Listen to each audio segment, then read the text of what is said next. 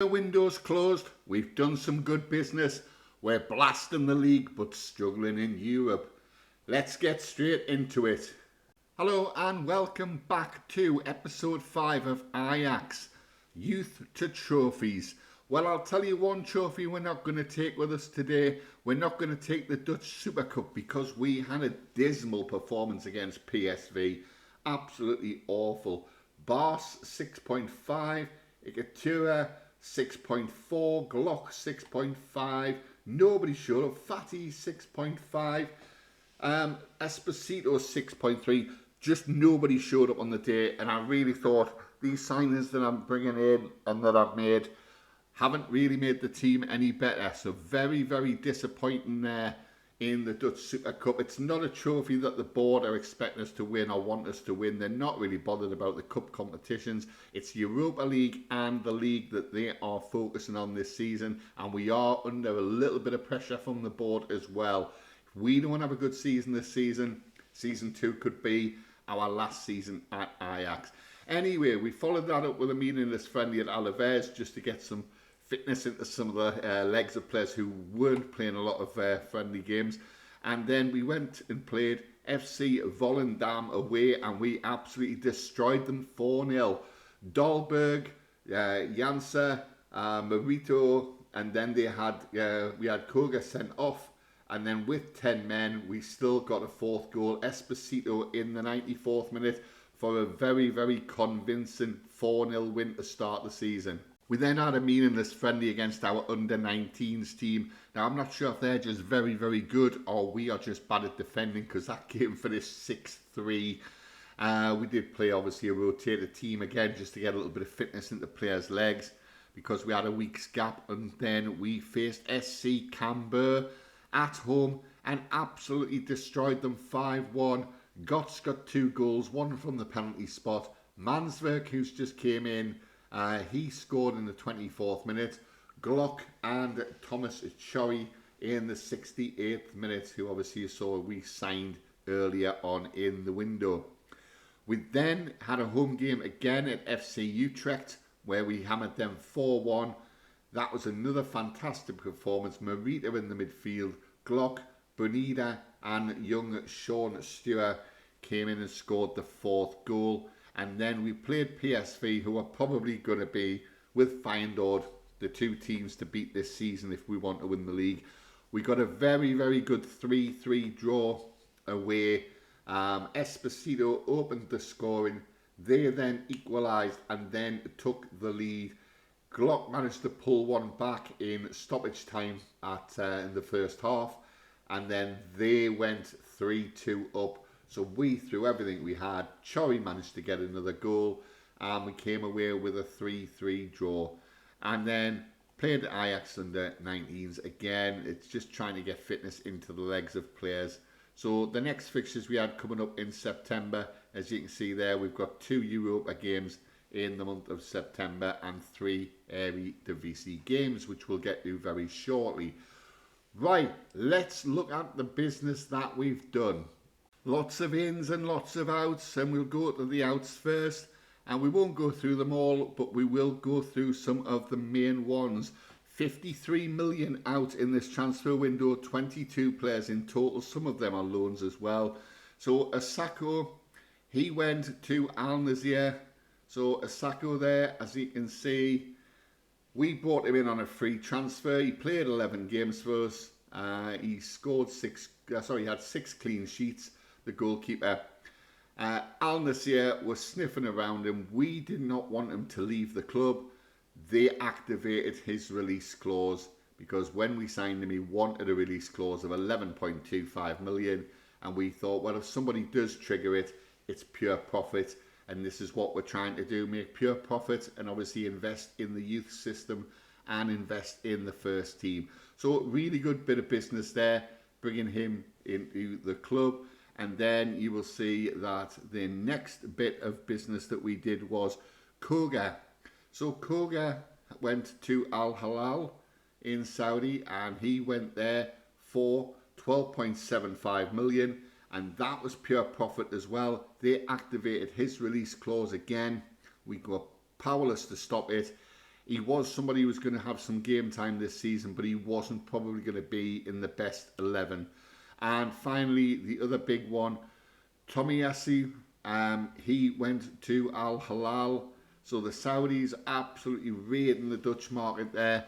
We did not want to part with him, but he was quite injury prone. You would get him back to fitness and then he would get a knock again and you were back to square one. When he had a run in the team, he was a very, very good player. But again, because we brought him in for nothing, we made a pure £15.75 million of profit. So we reinvested that money, and where did we reinvest it in? Well, we reinvested it in a few different places, to be fair.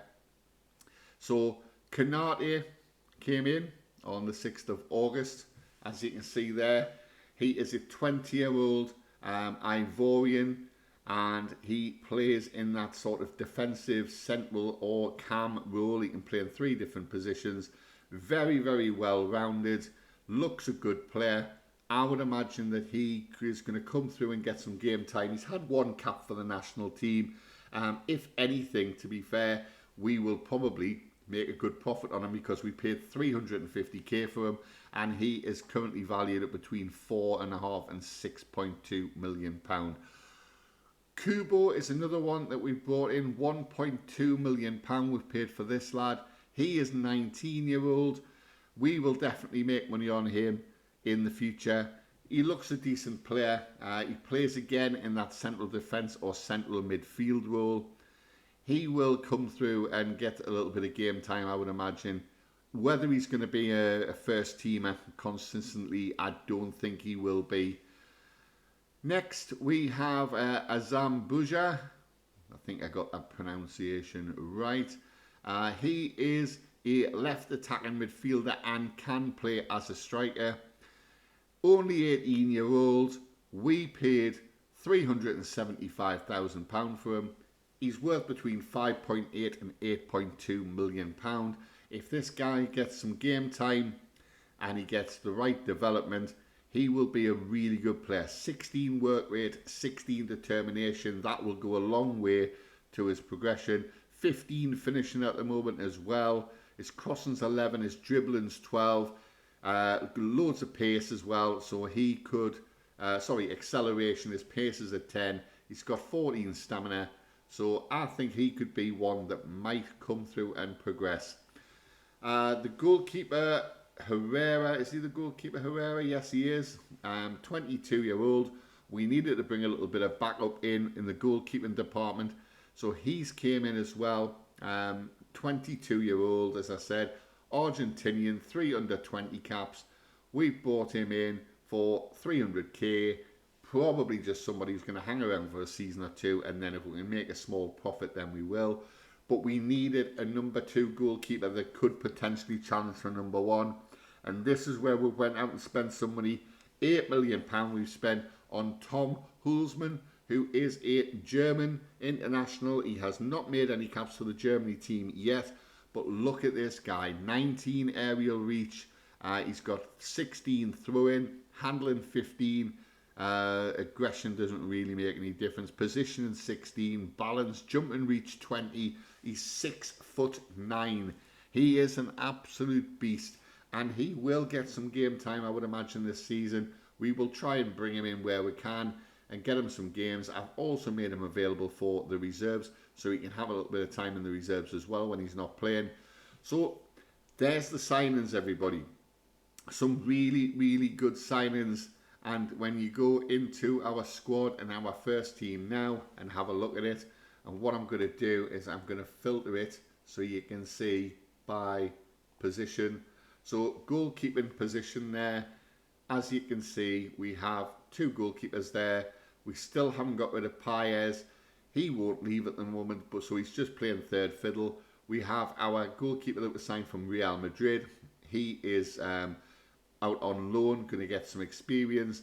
And then we had the Argentinian who we brought in as well at 22. So we have plenty cover for the first team in the goalkeeping department. Left backs, well, we have Bas, who can play left back, left wing back. Zinchenko, Young Mokio. Young Mokio is a good player. He can play on the left or the central defence left of the central defence, or he can play at left wing back. He can also play in the midfield role as well. He looks really good. He's 18-year-old. He's developing really well. So we're going to try and get a little bit of game time into him. And then we have Janza, who is a left-sided centre-back who can potentially play there if needed as emergency cover. And he seems to be progressing really well as well. 20-year-old Dutch lad in the team. When we look at the right-hand side of the team, this is possibly where we need to strengthen. We've got Zanotti, who we've brought in, who is a perfectionist personality. Guy's still at the club but listed, but nobody wants him at the moment. We've got Bruno Ogbus, who I am starting to train now to play as a right wing back, because I think he has got some qualities there. He has got acceleration and agility. He's working on his crossing at the moment, so he could play both positions. And then we have Emil Kraft, who is just a backup really. He will probably be sold next season and bring in a better option. When we go into the centre of defence, and we'll have a look at there, we've got a lot of players there that can play there. Ikatua and Bass can play there. He sometimes does as a left centre back. Ueda, Mokiu can play there if needed. Sutalo, Ogbus, as we've just seen, Kraft can play there. So a lot of players really to cover. We probably are a little bit heavy on the central defence side of things, but the good thing is we can move players on if we need to. Midfield wise, well, we've got a lot of players in the midfield there. Obviously he can play there to get to, but I'm just going to focus on the ones who can play there, sort of there's a main position. Mansverk, he is a really, really good signing. He is a 24-year-old Norwegian. He's already rated at between 15 and 21 million. We have Morita, who we just showed that we signed earlier on. 31-year-old. He is a player just to come in and steady the ship and give us basically a replacement for Davy Klassen, whose legs have gone. We know about Glock. He's more of a central attacking midfielder. And we brought in Fabio Vieira. I think I missed that transfer when I did the transfer update. £5 million we paid for him. He came in right at the very end to add that little bit of quality into the first team in midfield. 16 first touch, 16 passing, 17 technique, 16 flair. He can play in the central midfield. He can play defensive midfield, cam. He can play out on the right wing as well. And then we have Sean Steer as backup as well. He is developing very well, the 18-year-old. And Emre Gungar, who is the 15-year-old who came through our youth academy, who had very good traits and looked really, really good when we signed him. And look at that development. He really is coming on leaps and bounds. Right, when we go into the attacking midfield role, or left wing and right wing roles, I think we're quite covered here. Gotts can play there naturally. So can Fatty. We've also got Kota, and then we have a few players that can play on the right. It really does my head in when it shows these players as playing that position when they're not natural at it. Yeah, we've got Bonita, we have Undlove. So we have, well, he's out on loan as well. So we do have a little bit of cover there on both sides there. And then obviously up front, as you can see when I do this, you will see that we have Glock can play there, Fatty can play there, but we've got Esposito, Chori and Dahlberg, and we also have Thomas DeMartis, who we've brought in on loan for cover. He's 18-year-old Argentinian. We may look to sign him if we can get a good deal at the end of his loan spell. He could improve quite a lot according to our coaches, so he could be one with 16 finishing as well. So 16 finishing will do him well at this level. So that's a quick roundup of the squad of where we are. Let's get into a few of these games and see how we get on. This is going to be a nice little short video for you because I understand the transfer special was very, very long, and I don't want it to be as long as that. So I do apologise for the length of that video, but as you know, sometimes transfer specials can take that a little bit longer. And although you had to sit and watch it for 35 minutes, it actually took me half a day to go through and find these players and do all the scouting and record the video. So there you go. It could have been worse. So end of August, we finish in second place. We have won 3, drawn 1. We are 2 points behind Feyenoord, so we're doing really well. September's going to be a very testing month though, because we have the Europa League. So literally 3 day gaps. So you play, 3 days off, play, 3 days off, play. It's just going to be like that constantly in September, and obviously moving forward into October, November as well. Let's go a little bit further forward and show you how we're getting on at the end of September. Right, well, I've took it all the way up to where I'm currently playing now, which was actually just about 10, 11 days into October. So our first game in September, we had Roda JC in the league at home. Demolished them, smashed them, pumped them, whatever word you want to use, we did it. Fatty on the score sheet, Gotts with 2-1 from the penalty spot, Marita joined in, Manswerk with another goal, and Benida in the 74th minute. Absolutely annihilated them. Zanotti, our new right back, looks at home, 8.3 rating. Absolutely brilliant stuff. Puts us just in the right frame of mind to go and get beaten by Bergamo of Italy. There you go, 2-1 defeat. You'll see that they took the lead in the 31st minute, we equalised, and then in the 86th minute, they did not play very well, but we didn't play well either. And I haven't got the stats up, but I think if I brought the stats up for you to show you, we actually did match them, and we did have a lot of chances. But nobody's interested in that. Let's get back into the results. NEC Breda away, we really fancied our chances. We thought we could possibly beat them because of the way we're playing in the league at the moment, and that was our downfall. So at NEC Breda, they took the lead in the 22nd minute and then scored in the 23rd minute. You must imagine I was sat there with my head in my hands thinking, what's going on? With 2-0 down in the space of 2 minutes.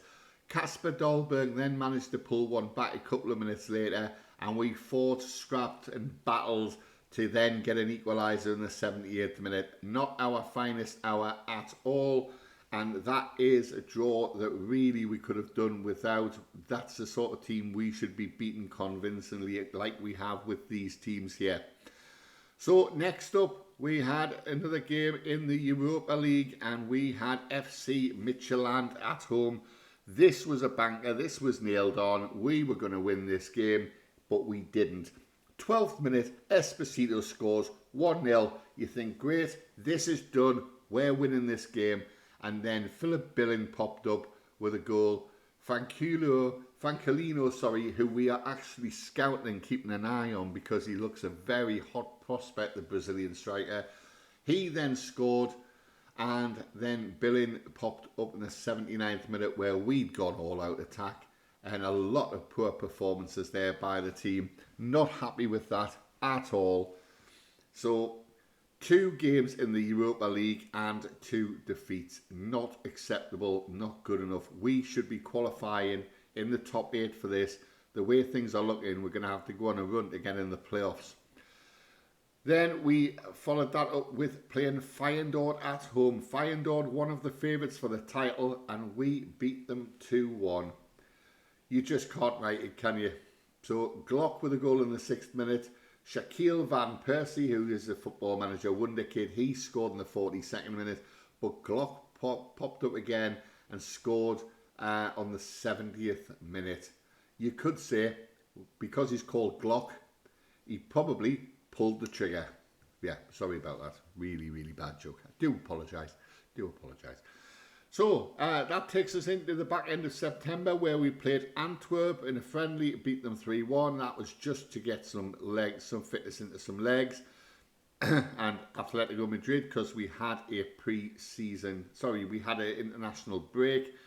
And then that took us into, Chelsea had a friendly as well. That took us into the beginning of October, 11th of October.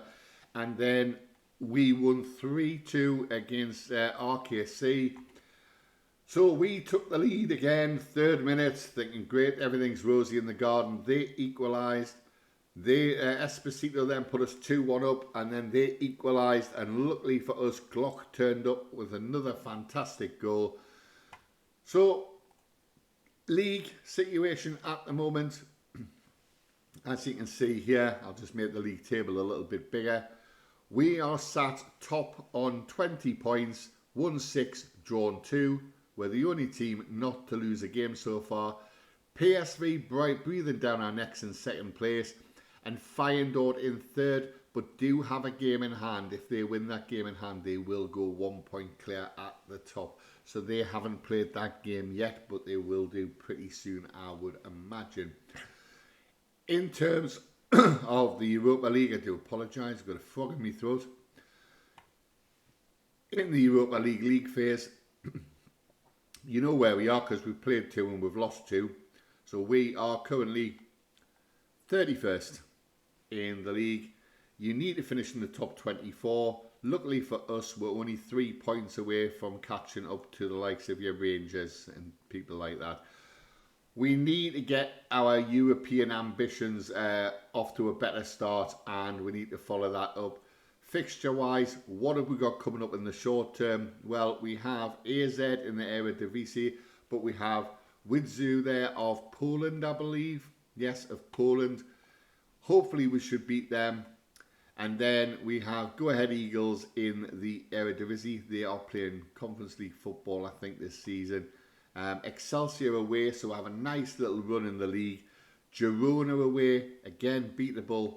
But then we come up against the likes of FC 20, Aston Villa. So yeah, NEC in the Eredivisie, Fortuna Sittard.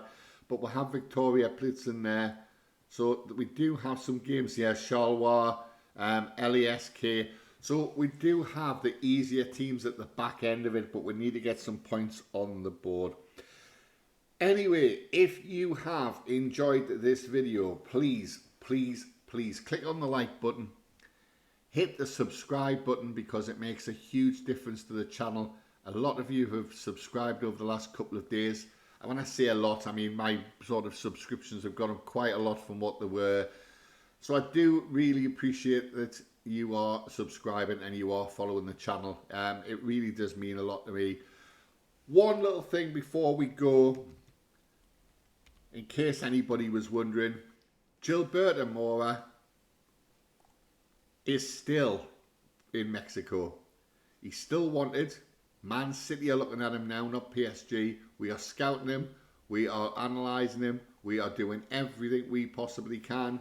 We keep making an offer on him. We go to make the offer. 7.75 million. Hits his release clause. We make the offer. It gets accepted. And then the following day, we get a notification to say he's not interested to join the club. So I'm still trying to get him. I'm hoping that when we get to January, if he still hasn't manufactured a move anywhere, he might think he'll come to Ajax and use us as a little bit of stepping stone to then go on to PSG or Man City. Obviously, we will have a massive release clause in there if that is the case, and potentially a sell-on clause, because the whole point of this is to make money, reinvest it into the youth, and make Ajax that dominant force again. The aim, become the best team in the world, win the Champions League on several occasions, dominate the Dutch league, and be classed as one of the greatest, and to overtake your likes of your Real Madrids, your Man Cities, your PSGs, your Barcelonas, your Bayern Munichs.